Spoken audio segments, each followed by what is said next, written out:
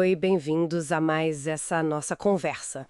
Hoje a ideia é conectar um pouco os pontos, sabe? Juntar as peças do que a gente tem visto no curso, criar tipo uma rede mesmo, com todas essas ideias. Exato, uma teia de aprendizado, né? Isso. Bom, para recapitular rapidinho, a gente começou lá atrás com os tipos de redes, lembra? Lembro sim, das mais centralizadas até as distribuídas, tipo a internet. Que a gente chamou de mundo sem pontas, né? Aquela ideia de que a informação, ela acha muitos caminhos para passar, não tem um centro único. Perfeito.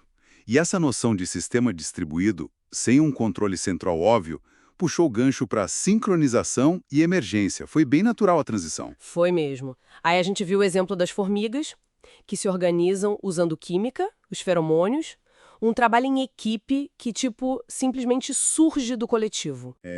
Não tem uma formiga-chefe mandando em tudo como no desenho animado, né? É bem mais complexo e fascinante. Totalmente. E as abelhas, decidindo juntas onde vai ser a colmeia nova. Parece quase uma democracia ali, com as batedoras dançando para convencer as outras. Sim, uma inteligência coletiva impressionante.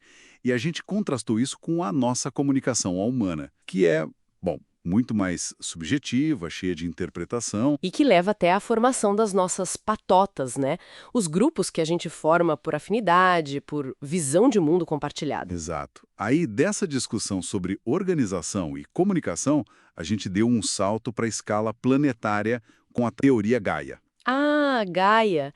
A ideia de que a Terra não é só um palco para a vida ou um depósito de recurso. Isso, mas sim um sistema vivo gigantesco que se autorregula. Uma visão do Lovelock e da Margulis, que mostra essa interconexão profunda de tudo. É, tipo, a atmosfera, os oceanos, as rochas, a vida, tá tudo interligado, coevoluindo há bilhões de anos. E a gente respira as mesmas moléculas que os dinossauros respiraram, né? Estamos imersos nesse sistema. Falamos da Amazônia também, dos rios voadores e como isso exemplifica essa conexão e da necessidade de se reconectar com isso. Que não é só entender com a cabeça, né? Precisa ter um sentimento, um encantamento de fazer parte disso. Justamente. Ok, então a gente explorou essas conexões todas no espaço, as redes, a vida em grupo, o planeta como um ser vivo, mas e dimensão do tempo? Como ela entra nessa história? Bom, esse é o próximo passo lógico, né? Tudo que a gente viu antes sobre sistemas dinâmicos, sobre auto-organização, pensa nas amebas sociais se juntando, na própria Gaia se regulando, ou até naquela comunicação subterrânea das plantas. Ah, a Wood Wide Web, aquela rede de fungos que conecta as árvores, passando informação, nutrientes. Essa mesma, que opera numa escala de tempo, assim, muito mais lenta que a nossa, né? É uma inteligência distribuída no espaço e no tempo. Faz todo sentido. É uma ótima ponte mesmo. Pois é, e isso nos prepara para a quarta atividade do curso, que vai focar exatamente na inteligência do tempo-espaço.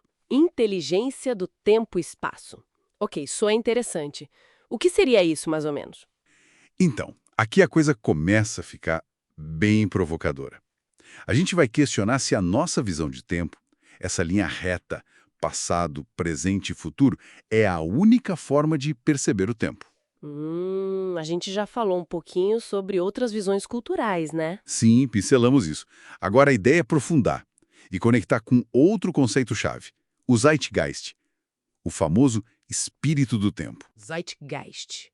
Tipo a atmosfera cultural de uma época, o que está no ar influenciando a arte, a ciência, os valores. Exatamente isso.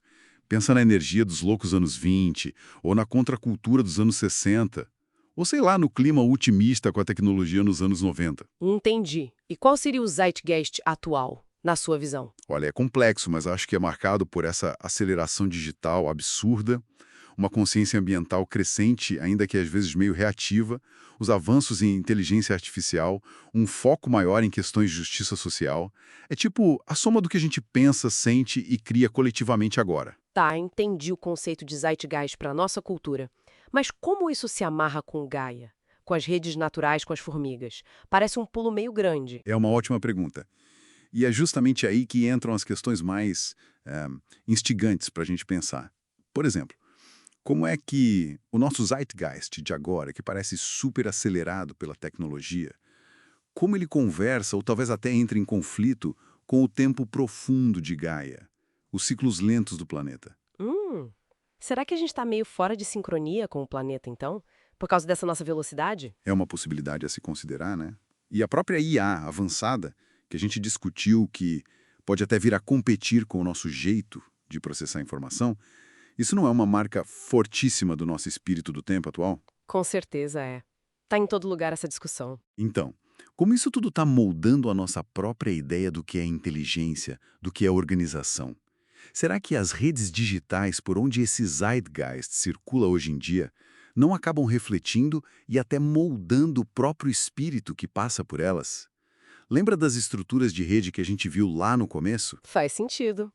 A forma da rede influenciando o conteúdo, a própria vibe do tempo, uau! É uma linha de pensamento. Então, recapitulando o percurso, a gente saiu das redes e, como a organização surge delas, passou pelo planeta como um sistema vivo e interconectado e agora está chegando nessa dimensão do tempo, tanto na natureza quanto na nossa cultura, com essa ideia de Zeitgeist. Isso. Fechamos um ciclo e abrimos outro. E para deixar uma pulga atrás da orelha, para a gente continuar pensando. Manda? Se as plantas se comunicam por redes complexas, elétricas e químicas, em ritmos que a gente mal entende, e se Gaia opera como esse sistema integrado e consciente, de certa forma, há bilhões de anos, será que o espírito do tempo é uma coisa exclusivamente nossa, humana? Você está sugerindo que ecossistemas inteiros, ou talvez a própria Gaia, poderiam ter uma espécie de consciência temporal coletiva? Um Zeitgeist não humano? Quem sabe? Talvez um que a gente só esteja começando a muito timidamente intuir. Fica aí a reflexão. Uma ideia e tanto para expandir a cabeça. Muito obrigado por acompanhar a gente nessa exploração hoje.